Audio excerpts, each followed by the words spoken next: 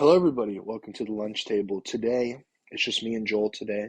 Today, we're going to be doing some off-season team breakdowns. We're going to be breaking down every team in the NFL, starting with the NFC, NFC North. That's what we're doing today. And we're going to keep kind of chipping away at these teams, but me and Joel today are going to be knocking off the NFC North, which is Lions, Packers, Vikings, and Bears. So lots to talk about there. But before we begin, make sure to like and subscribe if you enjoy this video, and to stay tuned for all of the other offseason breakdown videos we're going to be coming out with as the offseason continues, as we're now in full swing with the offseason. We got NFL free agency starting here soon. The Combine will be starting here in a couple weeks. So starting to get in that off-season groove, and we thought, what better way to get into that mindset than kind of just talk about every team.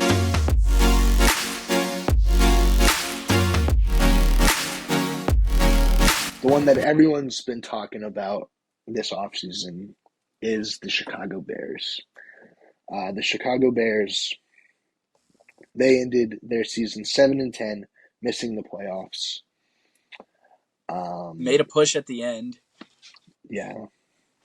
But I mean, kind of, yeah, they started off really bad. And Justin Fields is getting questioned heavily, by us included. But then Justin Fields did what Justin Fields does and kind of turned it up at the back half of the year to where you might think, hey, maybe this guy could be our franchise guy. And it's still to be yet to be seen what the Bears really think, if they think he is, if they think he isn't. But I think the Bears are in a great situation. You have, which we're going to talk about in depth. You have 2 top 10 picks, 1 and 9. You hit on both of those, your franchise changes. You can either keep Fields, trade him, trade the pick. We're going to dive into that here in a couple minutes. But they have a lot of options. They have a lot of cap space. I think they're, with the right moves, they could be trending upward. I would agree. And there's a lot of ifs here. And I feel like we're going to cover that pretty soon. Just a lot of ifs to what we're going to see here. I think we should just jump in and just start talking about it. Sounds good to me. Going into the offseason, the Bears have $82.9 million in cap space, which is 4th in the NFL.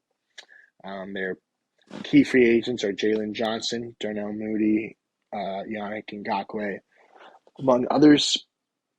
Big needs, key needs. Wide receiver, edge, interior offensive line, defensive tackle, corner. Like I mentioned, they have picks 1 and 9 in the first round. I would say they need corner in there too, probably. Yeah, which they've addressed a little bit, but yeah. A little bit. So yeah, who are you keeping? Who are you cutting? I mean, I've already emphasized the need that they probably should keep Jalen Johnson. Yeah. So I'm gonna go to another portion. I'm gonna go Yannick Ngakoue.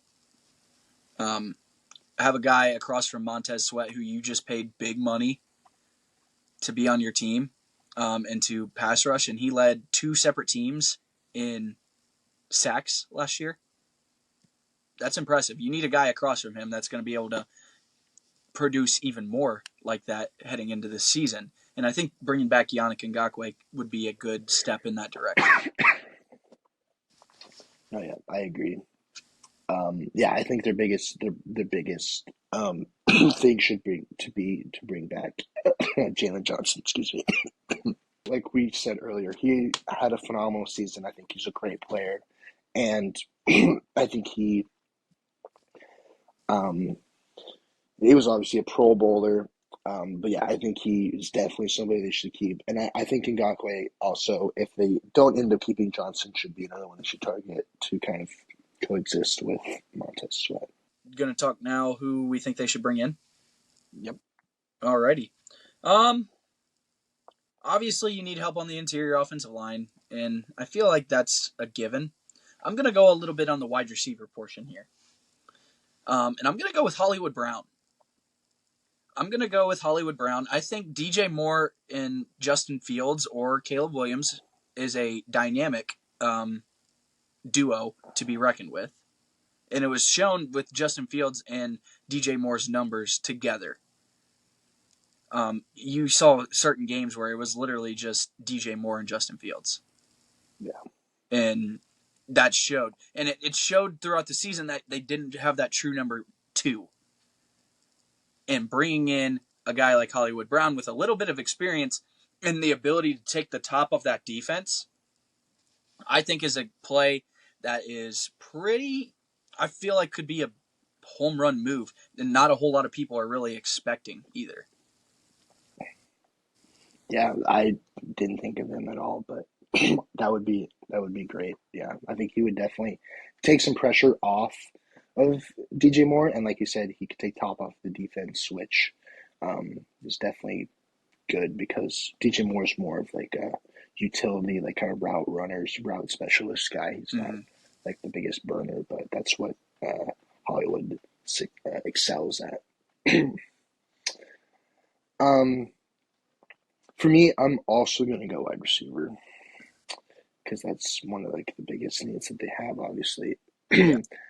I think you could target Curtis Samuel. I think he's not a huge name, but he put together a pretty solid. He's put together a pretty solid last 2 years for the Commanders. Yeah, with lackluster quarterback play. Yeah, and I think putting him in the slot would be pretty good. We'll see if they bring back Darnell Mooney. But I think he could be a good kind of change of pace wide receiver to kind of, again, help out DJ Moore. He's not going to be a huge difference maker, but I think you have to take what you can get. Yeah. And I think getting him would be nice. And that opens up the door for drafting a top one at, like, say, 9. Yeah. Or even out, depending on if you keep the pick at 1 or you trade back to, say, like 4, something like that. For me personally, I'll talk about it more in depth, but once we get to the draft, kind of foreshadowed. But yeah, I would go with Curtis Samuel and then possibly look to draft one. I feel like shouldn't spend a whole lot of time on the Bears free agency because the big talking points the draft. Oh, absolutely. Like I said, they hold 1 and 9, but the big question is: do you keep Fields, trade the pick? Do you draft Caleb Williams, trade Fields? What do you think? I still feel on the lines that you keep Fields and you trade down. That's my personal opinion. And CJ Stroud agrees with me. I'm just, yeah. I saw something today that CJ Stroud said that too. But I think they keep Fields. I think they need to keep Fields. I'm not just saying that because Ohio State. I'm saying that because, I mean, don't get me wrong, Caleb Williams is a stud, but you send Justin Fields off to someone else, and I get both sides of the argument. I'm just gonna say it like that. I personally think that you keep Justin Fields. Trade down from 1, give somebody, say like the Patriots that may want the number 1 overall pick to get a guy like Caleb Williams, and you trade down to 3, and who's there for you to get? Marv. You get a guy like Marv, or even you trade down to let's say 6 with the Giants. Say the Giants need a quarterback. You're still in the running for like a guy like Malik Neighbors. And then you can go even further down. You still have your 9th overall pick. You have your quarterback. You've just addressed wide receiver, which is a position of need big time. You can go and get your pick of the top defensive edge rusher or the top defensive corner, just to name a few. So that's my personal opinion on what I think they should do. Yeah, I think that definitely could work out for them. It's a huge gamble because a lot of people are saying that Caleb Williams is this generational prospect, but that would be better as all around team building. Yeah. Um, it's definitely an option. But I think what they should do is I think they should keep the first overall pick, trade Fields, draft Caleb Williams. And my big reason is, like I just mentioned, we saw a lot from Caleb Williams in college. He's been hyped up as this all-world prospect, and is he actually that? I'm not 100% sure, but I think he gives you that his ceiling is that of a top 10 quarterback if he really hits. And I think you've seen a lot. He's got great arm strength. He's a great improviser. He does a lot of the same things that Fields does. But one of the things that I think is being a little overlooked is when you draft Caleb Williams, you have him on a rookie contract for 5 years. Yeah. Justin Fields is going to be wanting a big payday here this upcoming offseason. And if you don't feel with 100% certainty that Justin Fields is the guy that you can trust to lead you into the playoffs, I don't feel comfortable paying him hundreds of millions of dollars when there's a guy that I could get who for cheaper who very well could end up being a better player. Which makes sense. Um, so yeah, like you, I see both sides, but I think you kind of just have to cut your ties with Justin Fields, trade him for like a second and a fourth or second, third, whatever I, you I can think get you for can get a him. first from him. Or yeah, you could get a low end first for him as well. Yeah. I've seen That that like which in is the why like it in the makes sense why twenties. the Steelers would target him. Yeah, for sure. Like yeah, you could get him in the 20s. Um, so you're still getting assets for him, but you're banking on Caleb Williams being who he's been hyped up to be, which is always a risk. But if it pays off, it's a huge home run. Yeah. And then and then that opens you up at 9 to draft, get Caleb Williams some help and draft a wide receiver who I would target Roma Dunze. Yep. I would agree. I think he's outside of Marv, him and Malik Neighbors are like 2A, 2B. You Yeah. can go I you could can see go that. you can go either way with that with them. Neighbors is more of a speed guy, take top of the defense, like pure athlete. But Adunze is a really good all around wide receiver, bigger guy, phenomenal athlete as well. Yeah. And I think in my scenario where you have DJ Moore, Curtis Samuel, Roma Dunze, Caleb Williams, I think that's a fairly decent offense. Yeah. That's what I would do with pick 9. I would look for whatever receiver's still there, whether it's Neighbors or Adunze. Um, I would go with one of them, but I think Adunze is more likely to be there than Neighbors. But they're hand in hand. But I love Adunze. I think he brings a lot to the table. I think he's going to be a phenomenal player. And I think him and Caleb Williams could be a really nice duo um, with DJ Moore. But also, I've seen people argue that if you do bring in Caleb Williams, you're still kind of in the same situation you were with Justin Fields, where you have Yeah. a good quarterback, but the supporting cast around him is nothing really to write home about.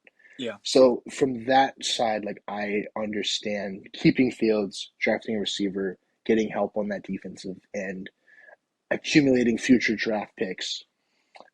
So yeah, it's honestly it's going to be a toss up till draft day or till they trade Fields. So And I feel like us like doing this, like we're gonna get into mocks.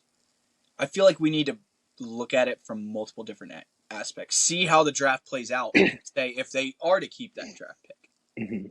and then say if they do end up I feel like we need to address that big Yeah, time I this year. agree. I agree. Because there's multiple options of what could happen, Yeah, and it's just and a waiting game.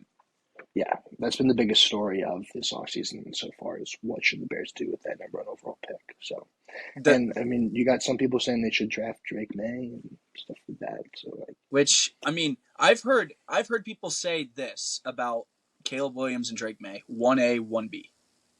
Like Agreed. I would not be. I've heard people say they would not be surprised if Drake May could go one. Yeah, if Caleb wasn't here, it'd be Drake May as by far the number one Number overall pick. one, easy, easy. So It's kind of like Herbert and Burrow, kind of like how that yes, was, where both of them were kind of 1A, 1B. yeah, absolutely. Um, but yeah, I think that opens the door for a lot of guys that we've already talked about though too at 9 if they do keep him. Jared Verse, um, Dallas Turner. The other one I'll bring up is oh crap, what's his name? Um, why am I drawing a blank? Terrion Arnold. That's right, from Alabama corner. I feel like that could be someone, especially if they don't bring back Jalen Johnson. Yeah, absolutely. So That's what I'm most Or Nate interested Higgins. in. Nate Wiggins, yeah, he's good. Wiggins. I'm most interested in what the Bears are going to do with this This pick. offseason. That's who I'm really like keying in on because It's the it's biggest either offseason. it is this decision's either going to make your franchise or break your franchise. It is, and it's interesting to see Yeah, for sure. and watch play out. So Yeah, I don't have anything else to say. I think we covered it very well. yeah, I think we did too. So Let's gonna wrap up our NFC North offseason breakdowns. Hope you guys enjoyed. If you did, make sure to leave a like. Um, I couldn't tell you who the next division is, but there's going to be more of them because we're going to be hitting every team, every division. So stay tuned for that. We'll see you guys next one. Peace.